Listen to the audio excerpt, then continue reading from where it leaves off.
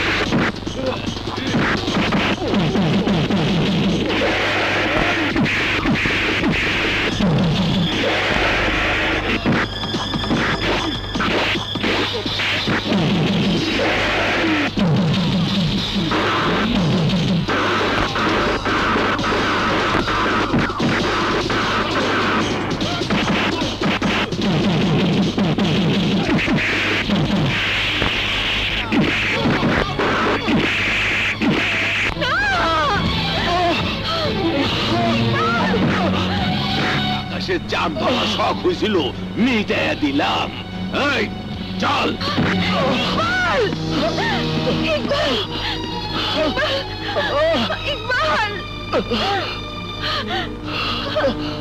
ইকবাল কথা বল, কথা বল ইকবাল। কি করে ইকবাল?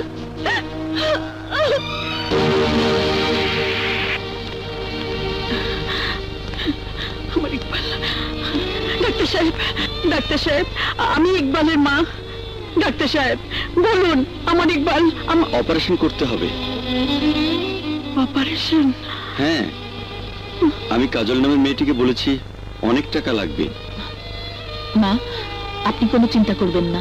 ডাক্তার সাহেব, আমি চৈতি গ্রুপ অফ কোম্পানির মালিক চৈতি চৌধুরী। আমি ইকবালকে সুস্থ দেখতে চাই, এর জন্য যত টাকার প্রয়োজন আমি দেব।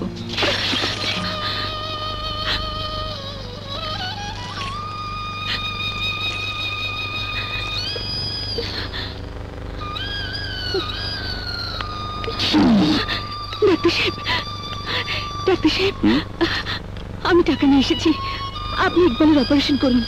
অপারেশন তো হয়ে গেছে, কিন্তু টাকা? চৈতি চৌধুরী টাকা দিয়ে দিয়েছেন।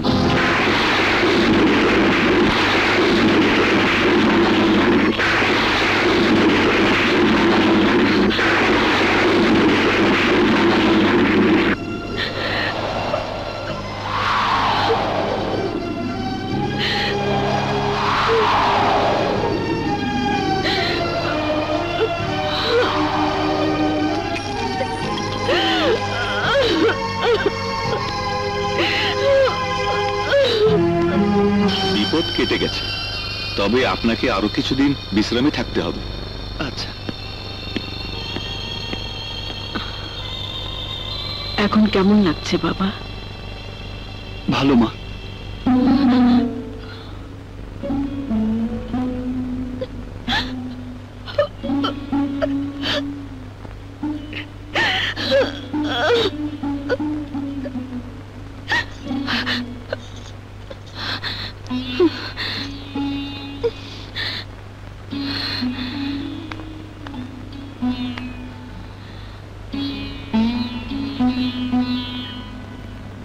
আয়।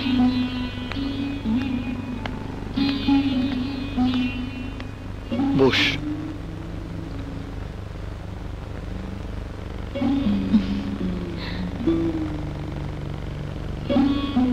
চৈতি মামুনির জন্য তোকে আজ ফিরে পেলাম বাবা। মা, কাজল যদি আমাকে হাসপাতালে না নিয়ে আসতো তাহলে তুমি আমাকে বাঁচাতে পারতে না।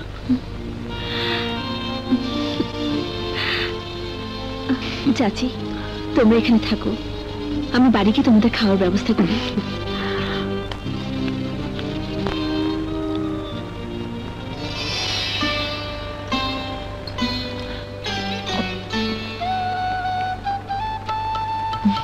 মা চৈতি, প্রতিদিন যে তুমি আমার হাতের খাবার খাওয়ার জন্য ছুটে আসো, তাতে তোমার অফিস ব্যবসার কোনো ক্ষতি হয় না? মায়ের ভালোবাসার কাছে পৃথিবীর সব কিছু তুচ্ছ। তবে তুমি বারণ করলে আমি আর আসবো না। না না, আমি তা বলিনি। আমি বলতে চাচ্ছি, তুমি যে প্রতিদিন আমাদের বাড়িতে আসো, মহল্লার মানুষ নানান কথা বলে। আচ্ছা, মহল্লার মানুষের কথা কি তুমি আমাকে মা ডাক থেকে বঞ্চিত করবে? হ্যাঁ, করবেই তো। তুমি তো আমার মা না। যদি তুমি আমার সত্যিকারের মা হতে, তাহলে এমন একটা কথা বলতে পারতে না। চৈতি, চৈতি, কাঁদছো কেন? এটা তো কান্নার কথা না মা। সমাজের মানুষ সমাজের কথাই বলবে। তাছাড়া আমার ঘরে অবিবাহিত ছেলে, মানুষ কোনো কিছু না হলেও বলবে। এর সমাধান তো তোমার কাছেই আছে মা। আমার কাছে? হ্যাঁ, তোমার কাছে। কিরকম? আমাকে তোমার ছেলের বউ করে নাও, তাহলে তো সমাজের মানুষের মুখ বন্ধ হয়ে যাবে। এ কি বলছো চৈতি? তুমি কোথায় আর আমরা কোথায়? মায়ের কাছে পৃথিবীর সব প্রাচুর্যই তুচ্ছ। তুমি আমার সব সম্পত্তি নিয়ে তুমি শুধু তোমাকে আমাকে দিয়ে দাও। মা, আমি তোমাকে নিয়ে থাকতে চাই। বলো না মা, বলো, বলো না মা, বলো, বলো না মা। চুপ করে থেকো না, চুপ করে থেকো না মা। মা, আমি তোমার পায়ে পড়ি। ওঠো মা।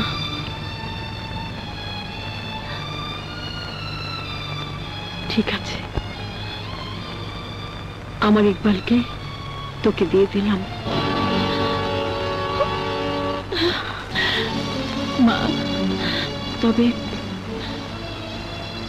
তার আগে ইকবালের সাথে আমার কথা বলতে হবে।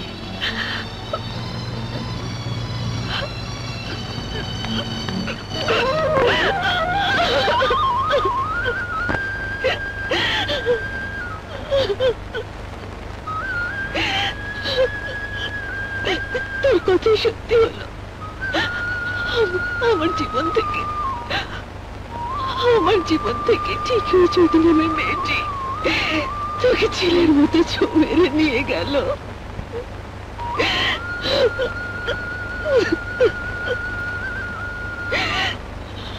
আমি ভাবতেই পারিনি চাচি তোকে এত সহজে দিয়ে দেবে। কাজল, আমি জানতাম শেষ পর্যন্ত তোকে কাঁদতে হবে। কত নিষেধ করেছি, কিন্তু আমার কথা তুই শুনিসনি। আমি ভুল করে ফেলেছি, সত্যি আমি ভুল করে ফেলেছি মা।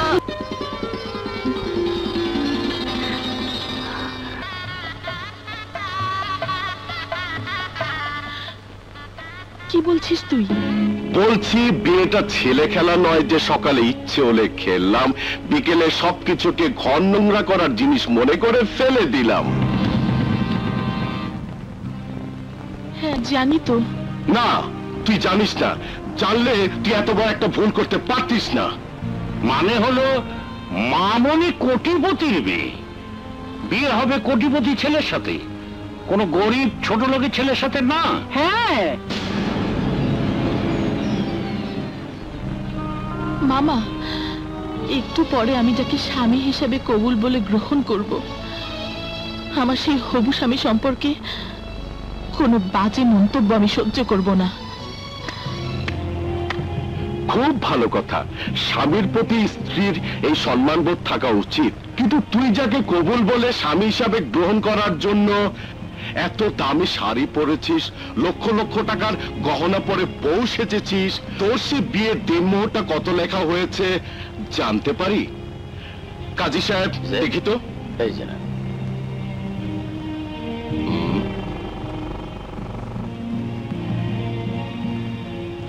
ও 100 কোটি টাকা রাজকন্যার বিয়ের দিনমোহর মাত্র 10,001 টাকা। যে সামান্য টাকাটা তুই অনেক ভিখারিকে ভিক্ষে দিয়েছিস।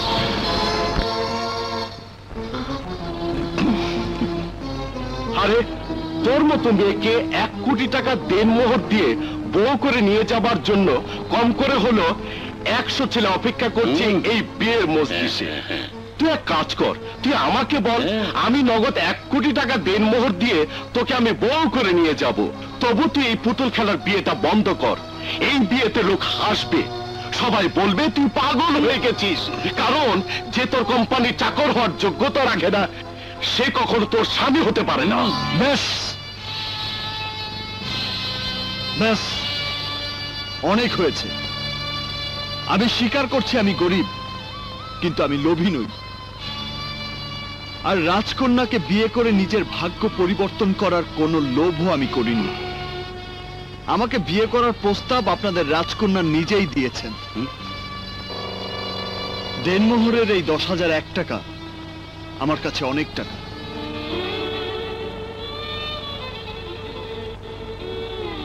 তুমি যদি মনে করো ক্ষণিকের কোনো আবেগে আমাকে বিয়ে করার সিদ্ধান্ত নিয়ে তুমি ভুল করেছো, সেই ভুলটা সংশোধন করার সুযোগ আমি তোমাকে দেব। আমি স্বেচ্ছা এখান থেকে চলে যাব। আমি মন থেকে বলছি, আসলে তোমার মতো রাজকন্যার পাশে কোটিপতির ছেলেকেই মানায়, আমাকে নয়।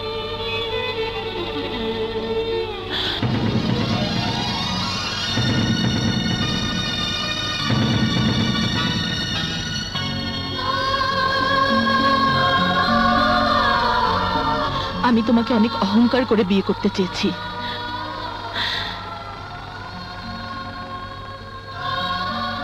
আর সেই অহংকারটাকে তুমি ভুল প্রমাণ করে চলে যেতে চাও।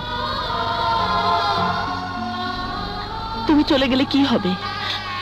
হয় সানি, না হয় সানির মতো অন্য কেউ কোটি টাকা দেনমোহর দিয়ে আমাকে বউ করে নিয়ে যাবে। তুমি কি ওই কোটি টাকার কাছে আমার অহংকারের এই তোমাকে বিক্রি করে পালিয়ে যেতে চাও?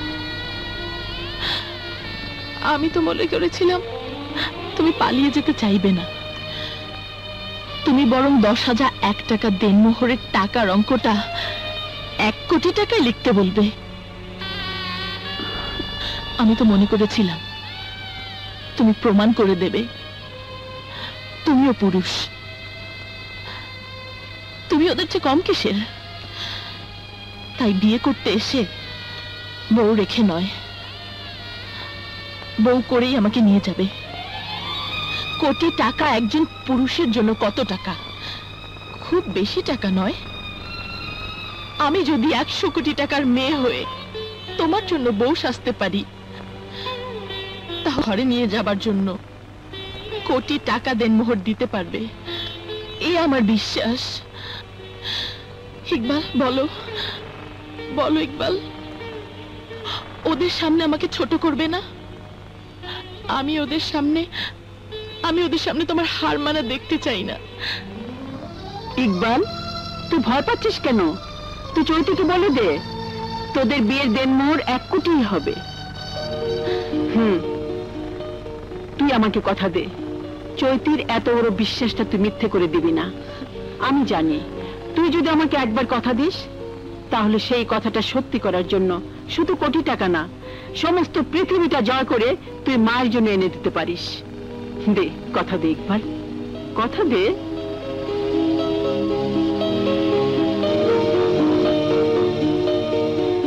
ঘটনা কি?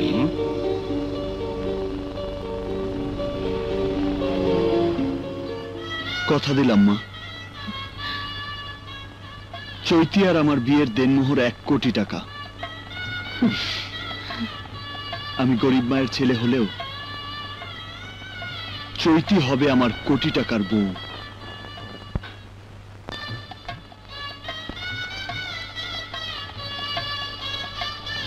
মা, তুমি সত্যি করে বলো না, আমার বাড়িতে বাসর করছি বলে তুমি রাগ করছো না তো? বিশ্বাস করো মা। মা, আমার মা মারা যাওয়ার সময় আমার হাত ধরে বলেছিল, তোর বিয়েটা তো দিতে পারলাম না, কিন্তু বাসর ঘরটা আমার বাড়িতেই করিস। শুধুমাত্র মায়ের কথাটা রাখার জন্য। তোমার মৃত মায়ের কথাটা অবশ্যই তুমি রাখবে, কেন রাখবে না? তোমরা যাও, আমি কাল সকালে গিয়ে তোমাদের নিয়ে আসবো। মা, চলো।